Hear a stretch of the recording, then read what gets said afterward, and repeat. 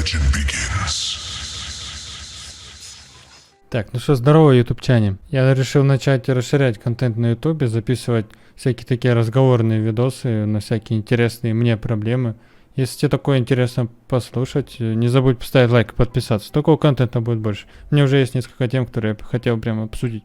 И раз уж все меня знают по доте, то с нее и начнем. Но сегодня я хочу обсудить, почему я думаю, что дота умрет. Я вот на 100% уверен, что дота умрет, причем скоро. Ну, под скоро я подразумеваю где-то в течение пары лет. И умрет, я подразумеваю, что она там дропнет процентов где-то 70-80 игроков. Ну, то есть игра будет живая, но всем уже будет все равно, какой там патч вышел, какой там International, сколько призовых и вся вот эта фигня. Давайте по-честному, у игры есть несколько офигеть каких здоровых проблем, которые вот уже несколько лет существуют, и Valve вообще ничего с ними не делают. Какие-то проблемы связаны между собой, какие-то нет. Ну, если я что-то опущу, я могу что-то упустить. Если я что-то упущу, напишите в комментах. Давайте вообще вести обсуждение. Ну ладно, давайте начинать. В общем, первая проблема и самая, по-моему, здоровая в том, что игра не привлекает новых игроков. Игра не растет в цифрах, она там бывает, приходят старые игроки, когда там новые сезоны начинаются или там во время International, но это все мелочь полнейшая, потому что все дело в том, что просто новых игроков тупо нет. Вообще ее, наверное, было бы тяжело рекламировать, потому что она очень сложная, да, и вот я 90% шанс могу дать, что если придет новый человек в игру и чуть-чуть поиграет, он там не останется вообще. Потому что в игре нужно слишком много знать, чтобы вообще хоть что делать, да, там больше сотки героев, там у каждого свои спылы, пассивки, активки, там нейтральные вещи, здания, бараки, шмотки.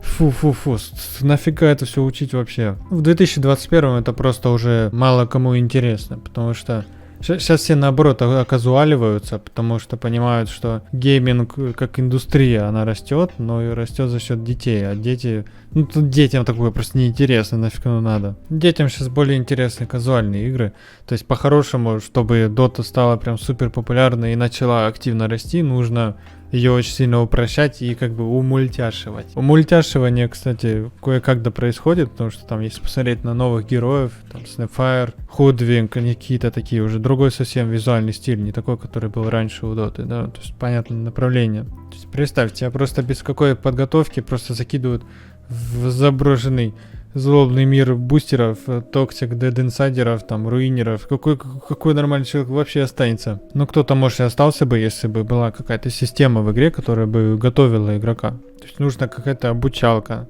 да, чтобы там учила бы игрока, учила бы плавать, а потом уже отправляла в океан к акулам на SF-ах, гулям вот этим вот. Раньше была вроде какая-то фигня синглплеерная, да, на ДК там что-то бегаешь, на снайпере что-то там добиваешь, какой-то тавер. Ну это все полная чушь, там карта мира там какая-то была, какой-то недолор.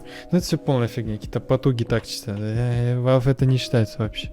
Valve вообще везет сейчас, они, по-моему, это большое чудо, что игра так медленно умирает, потому что это очень специфичная игра, в которую все просто привыкли играть. То есть у людей там 10-20 тысяч часов наиграно, они очень медленно уходят. Да, они еще не осознают, что потратили так много времени на игру, которая уже вообще им не нравится, и они уже никакого удовольствия от нее не получают. Либо горят жопы, наоборот, еще хуже. То есть со временем ты поймешь, что ты наиграл уже там 10-20 тысяч часов, и ты вонючий тысячник, кому ты нафиг нужен. Я вообще не понимаю людей, которые горят, да, приходят каждый вечер там с работки, якобы отдохнуть, на самом деле у них горят жопы, с каждой игры один негатив. Нафига в такую играть? Очнитесь, народ. Ну, в общем, первая проблема такая, да, игра сложная, она не привлекает игроков. И мало того, что она сложная, но ее даже не пытаются рекламировать нигде. Valve вообще ничего не делает. Я единственное вижу, бывает, когда Steam открываешь, там, во время International, там высвечивается, типа, вот, там, Dota 2 International, вау, круто, покупай. И все, это вся реклама, это вся реклама Dota. Этого мало. Ладно, давайте дальше. Проблема номер 2. Она заключается в том, что игра двигается в неправильном направлении вообще в целом. То есть вот я играю уже 10-й год в Доту, именно Dota 2. Имею уже почти 8000 ММР, то есть что-то дознаю, да, что-то разбираюсь. И мне вот прям супер не нравится в каком направлении двигается игра вот уже несколько лет. Просто добавляются новые, вообще ненужные механики, в доту, чисто, которые вот чисто добавляются для того, чтобы игрокам было хоть как-то интересно, чтобы делать вид, что что-то появляется новое в игре. Это звучит, наверное, странно, но я сейчас объясню. Вот, допустим, таланты, шрайны, аванпосты, нейтральные предметы, всякие новые статусные эффекты, вот эти новые, дерьмище новое. По-моему, это просто полная чушь, которую нереально тяжело балансировать. У игры и так большая проблема в том, чтобы делать все, чтобы было сбалансировано. Потому что у тебя 100 с чем-то героев, сколько там уже? 120 с чем-то там уже, сколько героев? Это очень тяжело балансировать. И добавляются еще более новые механики, которые вот ты там пытаешься что-то собрать, там ровненько, да, баланс, а потом добавил все вот это, потом ты опять добавил. И вообще, как это балансировать? Дерьмище полное. Не, ну правильно, что такое было. То есть, например, статус резист добавили, он был там у Свена, у Урсы, по-моему, что-то такое. Несколько героев сразу же стали офигеть сильные. И при том, что это все происходит на основном как бы клиенте игры, который там тут же используется для соревнований, там для турниров, где большие бабки, между прочим, разыгрываются. А тут такая имбалансная дерьмище. Нафиг его надо? Я бы такое вообще не играл, и мне вот такое неинтересно смотреть. Мне вообще не интересно смотреть доту, я уже давно ее не смотрю. То есть, по-моему, проблема в том, что героев слишком много, и ты не можешь просто взять и добавить что-то новое. Ты должен делать это очень медленно. Добавить что-то одно, потом балансировать. Наконец-то оно все там стало на место, ты добавляешь что-то другое, балансируешь. А сейчас у нас куча всего нового, еще и Агоним Шарды добавили. Вообще, как это балансировать? Удачи Valve, короче, балансирует в чушь. Не, это полная фигня. Ну, чтобы меня лучше понять, я сейчас объясню, я приведу пример. Например, таланты, да, ввели. Я так понимаю, была задумка с талантами в том, чтобы предлагать игроку выбор между там двумя разными вариациями, итерациями героя, там, да, где подразумевался бы разный геймплей, или там просто применение героя было разное. Но проблема в том, что таланты...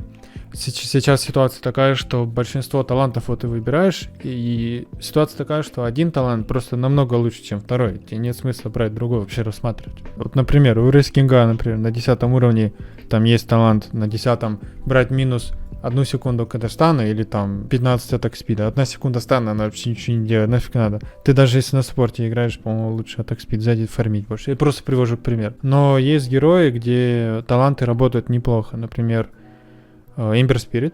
Там есть через физ урон и есть через магический урон. И если там, вот, например, сейчас в мете лучше там магический, то все равно чаще играют магический. Но это не проблема, да. Все равно вариант, это хороший пример работы талантов. То есть, то вот у тебя есть выбор. А иногда может через физический, там есть у тебя Магнус, например, в команде. С SF то же самое, кстати, тоже. Он может с руки наваливать, а может магический. И если магический сейчас в целом имба сраная в мете, то иногда все-таки физически лучше, да. Это хороший вариант. Но сделать такое для 100 с чем-то героев, да вы задолбетесь. В общем, есть хорошие примеры, но плохих намного больше. Нейтральные предметы тоже, они только вводят дисбаланс и еще больше рандом. Вообще еще одна проблема для игры, рандом сраный. Но давайте о нейтральных. Вот когда они только появились, там был Repair Kit, который офигеть как влиял на игру, и был шанс, да, выпадет он или не выпадет. По-моему, чтобы нейтральные шмотки работали, нужно, чтобы они гарантированно падали. Иначе ты там пикаешь какого-то героя, и ты надеешься, что тебе выпадет какой-то конкретный предмет, иначе тебе будет намного сложнее. Или там суппорту падает этот Philosopher Stone, и там, да, голда капает. А если не капает, то он будет бомжом вонючим даже на 50-й минуте. Это тоже, это офигеть как меняет игру, и это добавляет рандом. А рандом в игре, где раз в год разыгрываются там 40 лямов баксов, то рандома не должно быть в такой игре. Это бред полный. Недавно вот еще патруль, кстати, добавили. Мне что-то там дали, я нажал посмотреть, у меня вылетела ошибка, и у меня забрали его нафиг.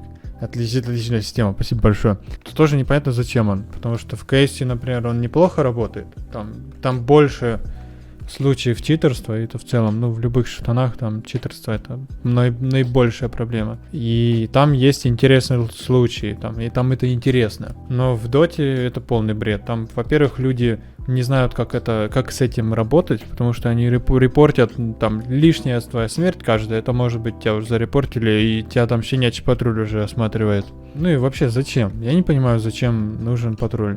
Это просто ресурсы, когда появляется что-то новое в доте, которое нафиг не нужно, мне это просто еще сильнее огрущает, потому что я вижу, что Valve просто не в то направление засовывает ресурсы свои.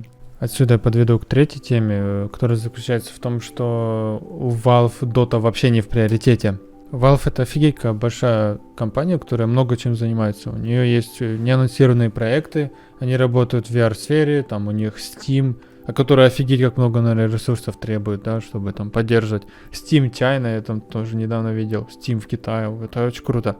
Но, в общем, куча всего у Steam, и им просто не до доты. У них там, по-моему, своя консоль, даже Steam машинки там какие-то должны были запускаться, но что-то не пошло. Контроллер тоже там, были, по-моему, 2 версии, но что-то тоже не зашло и не перестали продаваться. Ну, то есть они хватаются вообще за все подряд, что только можно, и что-то получается, что-то нет. Но они просто пробуют что-то новое. У них в итоге куча проектов, и до доты просто не доходят руки. Ну и причем у них просто мало сотрудников, да, то есть там где-то в похожих компаниях, там, где, например, Activision Blizzard, там больше десятка тысяч человек, а когда Valve, ну, несколько соток, ну, может, 500-600, я думаю, здесь не больше. И вот тут такой вопрос, я вообще не понимаю, почему Valve не возьмут и не просто не расширят свой персонал, почему бы просто не нанять новых людей, которые занимались бы дотой, да, на постоянной основе, если не доходят руки. Я не понимаю этого. То есть Valve очень упрямый в этом плане, как будто никому не доверяют. Какая вам тут дота нафиг, там, Габен нейроинтерфейсы для мозга делает, что-то всякую фигню. Какая дота? Вы можете не приводить пример, то, что там International, как же там, как так дота не в приоритете, там, вон они с одного International, там, 100 лямов в год, наверное, формят, потому что компендиум офигенно продается и все такое. На самом деле 100 лямов в год это вообще небольшие деньги для Valve. Они с одного только Steam там где-то миллиардов 10-15, наверное, получают в год. Так, чисто по прикидкам, вы можете там по прошлым годам посмотреть и прикинуть, да, то, что вот в 2020 все выросло, соответственно, у них, наверное, тоже еще намного лучше.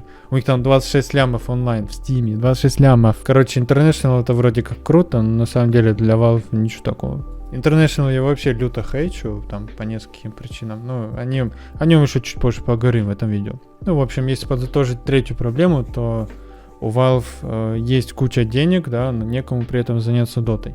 При этом же опять есть куча денег. Просто есть возможность отвести там X денег, нанять новый персонал, новую команду, которые бы просто занимались дотой на постоянку, и все. Вот дать им несколько больших задач. Вот вы там должны за этот год сделать вот это, все делайте. Ну, почему бы так не сделать, да? Если тебе не доходят руки у тебя, но у тебя есть ресурсы, почему бы не довериться какому-то другому, да, под свое крыло? Ты же никому не отдаешь эту игру, она твоя остается. По-моему, тут просто нет причины этого не делать. Тут просто вин-вин ситуация, да. Ты не потеряешь этого вообще. А так у тебя просто со временем умирает игра и все. А вот вообще, кстати, как думаете, почему это игнорируют? Если есть какие-то предположения, напиши в комментах. Мы пока идем дальше. Там киберспорт. 4-я проблема. Сейчас, в принципе, каждая мультиплеерная игра, которая там выходит, она выходит с расчетом на то, что она будет киберспорт пригодная, как бы, да, потому что киберспорт это офигенная тема, она очень быстро растет, привлекает кучу людей, игра постоянно обсуждаемая и все такое, приводит очень много спонсоров. Это очень круто, огромный потенциал, и это очень круто, очень поддерживаю. Но именно в доте киберспорт супер нездоровый, сама сцена очень нездоровая, и всему виной этот как раз ваш любимый International. То есть раз в год проходит офигенно крупный турнир, который там собирает больше миллиона зрителей там в гранд-финале. Это очень круто, и огромный призовой фонд, который там каждый год бьет рекорды. Круто. Да нифига не круто. На самом деле турнир слишком большой. Турнир настолько большой, что все вокруг него строится. Он намного больше других турниров, и он всегда в центре. В итоге у игроков в командах сформировалось вот это вот 9-месячное мышление, что ли, от инта до инта. Ну, я пример приведу, чтобы лучше было понятно. Например, создается новый стак там, да, и новая команда из игроков с планом что-то показать на инте. Вот они там играют, что-то у них там не получается, они разваливаются нафиг. Причем разваливаются нафиг вообще почти все. Там бывает даже топ-1 команда займет на инте, она потом все равно разваливается нафиг. И казалось бы, в чем тут вообще проблема? Да проблема в том, что это просто для организаций тяжело рассчитать. Ну, то есть все мыслят вот этими 9 месяцами, и для организации тяжело вложиться в это, да. Для них 9 месяцев это вообще фигня полная. когда, например, в КСе подписывают контракты там на 5 лет, потому что уверены, да, что вот там сезоны очень равномерно построены, там призовые вокруг сезона, у них там есть четкий план, они работают. В Доте у тебя очень короткий план, и если что-то идет не так, просто разваливается все и все. То есть нафига в это вкладываться, да? То, что ты не уверен, что вообще будет через 2-3 месяца. Как только ты можешь там собрать топ-команду, например, да, вот все будет хорошо, дать все условия. Но как только кто-то из них поймет, что, блин, что-то там до International 6 месяцев, а что-то вообще, по-моему, ничего не получится, он нафиг уходит, и у вас все вот так вот би-би-би-би, как вот с этими, с новыми механиками, я там говорю, вот это би-би-би, вот тут то же самое, это очень похожая проблема. Ну, то есть, ты как организация, да, например, нафига тебе подписывать там игроков на там года 3, платить им там по $5000 в месяц, если через месяц один из них или там 2 из них поймут, что что-то шансики, перспективы чуть не очень, они просядут, в итоге вся команда просядет, в итоге все нафиг развалится, и контракты твои, да, всем насрать вообще, и спонсора, и все такое, все это по жопе поедет. Поэтому сейчас у многих организаций, даже топовых, они не в плюсе, у них минусы как бы в доте, потому что это не прибыльная вообще сцена. То есть тут стоит брать пример с КС, например, там все гораздо здоровее, там зарплата у игроков выше, но там они оправданно выше, там просто... Там есть система трансферов. В доте там примеров трансферов вообще мало. Там 2-3, сколько было трансферов вообще в доте? В КСе постоянно вообще. И эти вот отношения между организациями, из-за этого организации в выгоде. Из-за этого организациям выгодно вообще быть в КСе. Вот я уверен, в течение там года или 2 поуходят процентов, наверное, 70 организаций из доты. Потому что поймут, что смысла вообще нет. Можете посмотреть, кстати, интервью с SEO Na'Vi, по-моему. Даже он там говорит, что дота уже давно не прибыльная для Na'Vi. И они держат состав в доте только потому, что дота очень много значит для Na'Vi. И большая история, и большая фан-база. Но они пока не знают, как эту фан-базу конвертировать в прибыль. Так что не знаю, долго ли оно продержится. Там сейчас вроде у Na'Vi дела неплохо, но это ничего не значит вообще. Это вообще не значит, что организация в плюсе. Не знаю, надолго ли хватит. То есть в КСе намного легче выстроить план для организации, да, и ты не боишься, что у тебя все, там, что вы обосретесь после инта. То есть там нет одного большого турнира, который там в 20 раз больше любого другого. Это неправильно, такого не должно быть. Это уже не киберспорт, это просто идите нафиг, в жопу инт, короче. Вот видите, сколько офигеть каких здоровых проблем я уже насчитал. Каждая, причем, обалдеть какая большая проблема, весомая, потому что она уже несколько лет, потому что игнорируется, каждая из них. Поэтому она нарастает. В будущем будет только хуже. Я не просто так в начале видео сказал, что вот прям на 100% уверен, что Dota подобосрется, прям жестенько обосрется и просядет, потому что вообще процентика не даю. Даже процентика, потому что уже не верю. За 10 лет в игре вот в этом плане вообще ничего не меняется. И поэтому я не думаю, что я надолго задержусь в этой игре. Да? Со временем я планирую перестать стримить доту и играть в нее там, да, и начать стримить вариативный контент. То есть очень жду Diablo 4, например. Я понимаю, что моя аудитория тоже сильно просядет, потому что в доте специфичная аудитория, потому что там те, кто играют доту, они в основном только играют доту, им другие игры не интересны. Это я понимаю прекрасно. Но те, кто останется со мной и будет поддерживать мой выбор, огромное человеческое спасибо, будет круто. Вообще еще, может быть, я что-то даже упускаю. Если я что-то упускаю, можете написать в комментах. Дальше планирую делать видео насчет Твича. И то, что они там намудрили на 2020 год. И почему там тоже все очень плохо. И где-то, если за 2021 ничего не исправится, то будет все хуже. Что-то один хейт от Леонида. Что это такое вообще? Ну ладно, это уже потом. Спасибо большое, если послушали, посидели вот тут чушь мою сраную. Если что, приходи на стрим. Спасибо большое. Подписочка, лайк, комменты, подписочка, лайк, подписочка.